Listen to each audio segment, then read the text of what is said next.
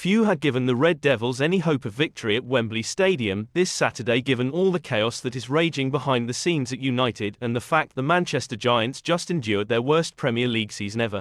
Despite that, though, Erik ten Hag's side managed to do what few sides have done in recent years and beat City in a competitive fixture, with United booking their place in next season's UEFA Europa League as a result. And the win could have also given Arsenal a boost in their race to sign a £100 million rated target. As a result of United's FA Cup win, Newcastle United are now out of European competition for next season, a financial blow that could now put Arsenal back in the running to sign Alexander Isak. Lauded by Alan Shearer as a superb striker, the £100 million rated Swedish international has been linked with a move to Arsenal for some time, though reports suggest that Newcastle are in no mood to sell Isak this summer, with rumours even suggesting that Newcastle could offer Isak a new contract. Arsenal might have felt they had little chance of signing the 24-year-old striker, yet United's FA Cup win and qualification into Europe could change everything. Indeed, Newcastle's struggles to sign players without breaking PSR and FFP rules has been well documented, and with no European windfall, Arsenal could use the opportunity to pounce for Isak, who could be a perfect summer signing. Few would have predicted United to actually do the business against City in the FA Cup, yet Ten Hag again showed his credentials in a big way at Wembley Stadium, and Arsenal could benefit greatly from the result. Newcastle find themselves in a position where they could have to sell two players, with Isak someone who could be tempted by a move to Arsenal with interest so strong in the Swedish international. And the Gunners simply have to swoop for the centre-forward, who seems like a perfect fit to lead the line for Mikel Arteta's side next season alongside Bukayo Saka. Bruno Fernandes has faced a lot of criticism, an easy target for a team that has simply struggled far too much this season. He's been accused of being too moody and too petulant to be a Manchester United captain, but this was a performance to prove he's a leader so many claim he is not. This was a display to show why United and Ineos simply have to do what it takes to keep the Portuguese man happy. This was a game from a player who deserves to be playing for such a better team. Fernandes penned an open letter this week declaring his adoration for everything about United. But in there was a clear message to the club that they must match his ambitions. It was a gauntlet laid down to bring this squad up to the level to match him, or he will have to go elsewhere. A lot of United fans couldn't blame him if he asked to move on. They'd be devastated but would understand. At 29, he's coming close to passing his peak. This is a player who should be playing in a team collecting more than the odd trophy. His performance at Wembley showed just that. With and without the ball, he was terrific. When Manchester City pinged the ball about, it was the Portuguese who was orchestrating the defence from the very front. In a bold move, Erik ten Hag put him in as the false nine with Rasmus Højlund on the bench. It paid off. Fernandes hassled and harried when United were letting City have the ball but making sure there were no gaps for Pep Guardiola's Premier League champions to find. He was putting pressure on the City defence and keeper Stefan Ortega.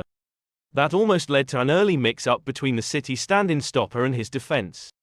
It was Alejandro Garnacho who was shrewd for the opener as he anticipated Josko Gvardiol's misplaced header over his own keeper and tapped home. But the second was all about the brilliance of United. Marcus Rashford's pass to switch the play to Garnacho was superb. Garnacho then calmly cut inside before sliding it to Fernandes. Then the magic happened. Fernandes had caught Kobbie Mainoo out of the corner of his eye and played an instinctive first-time pass with his boot wrapped around the ball. Mainoo did the rest.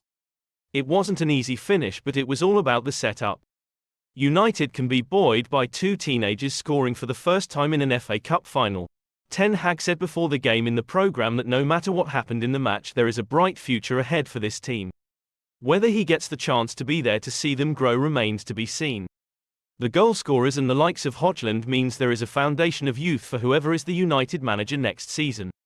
But they simply must build a team around Fernandes and make it one good enough for him to win consistently. The Dutchman made headlines in the morning when an explosive interview with Dutch outlet Voetbal International was published. In the evening, he made yet more headlines for out-coaching Pep Guardiola in the FA Cup final.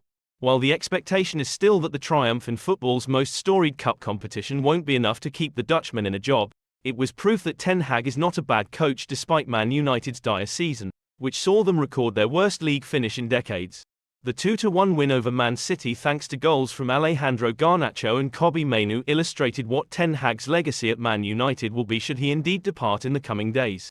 The 54-year-old's two-year stint at the club will likely be swiftly forgotten, but he will forever be credited with giving Garnacho and Mainu the opportunity to establish themselves as key players. In recent weeks, with the pressure mounting, the coach has been increasingly prickly and almost Jose Mourinho-esque when facing the media. A bit of Mourinho again came out when Ten Hag spoke after the Man City match. Whether it was due to being frustrated about again having to address his future or simply cockiness after a very impressive win, Ten Hag raised eyebrows with his brash comments, insisting that he would be fine with being sacked as he would simply go somewhere else to win titles. 2 trophies in 2 seasons and 3 finals, Ten Hag said. That's not bad. If they don't want me anymore, I'll go somewhere else to win trophies. That is what I do. I am here to win and I want to build a team. My whole managerial career I have won games and trophies. Mail Sports football editor Ian Ladyman has suggested that Marcus Rashford kickstart his career away from Manchester United at a Premier League rival on the It's All Kicking Off podcast. The academy graduate has spent the entirety of his senior playing career at Old Trafford, but amid a difficult season which has seen him struggle to find form and frequently sidelined by injury, speculation has mounted that Rashford could yet begin again elsewhere. The 26-year-old is thought to be resistant to a career away from Old Trafford, but the player is believed to be heading for showdown talks with Sir Jim Ratcliffe to discuss his future at the end of the season, as the Ineos boss prepares to make wholesale changes to Erik ten Hag's squad. Paris Saint-Germain have previously attempted to tempt Rashford away from United, with his representatives meeting with those from the League One serial champions 2 seasons ago. But Ladyman suggested that clubs closer to home would be wise to capitalise on the uncertainty in Manchester. Speaking after Man United's vital win against Newcastle on Wednesday evening, Ladyman noted how, as a substitute, Rashford found himself caught up in an unwanted incident on the sidelines. Marcus Rashford got involved with a bit of backwards and forwards with a fan, I think in the Stretford end when he was warming up before the game, Ladyman began. The fan gave him a bit of lip, he gave a bit back, and had to be pulled away by one of his teammates. Whatever happens at Manchester United this summer, it's a damn shame to see someone like Marcus clearly still unhappy, unsettled, just coming back from injury. And I do think more than ever now, I think it is just time for Marcus Rashford to find a new club and start again. I really do believe that. When Ladyman's co-host Chris Sutton queried where exactly he envisaged the England international going, Ladyman was quick to share his thoughts. Tottenham want a centre forward and they want a wide player. So there's a shout straight away. Wages, wherever Marcus goes, wages will be an issue. They, Tottenham, wouldn't be able to pay his Manchester United wages, I wouldn't think. It just depends on Marcus Rashford's desire to start again, to kickstart his career, to get going again. Sometimes you've got to. Sometimes to get where you want to be, you've got to take a sideways step, a backward step to start moving forward again. Marcus Rashford ain't going to be paid peanuts wherever he goes. On the heels of last campaign's blistering form which saw Rashford net 30 times across all competitions, the striker has scored just 7 goals in the Premier League this season in 31 appearances.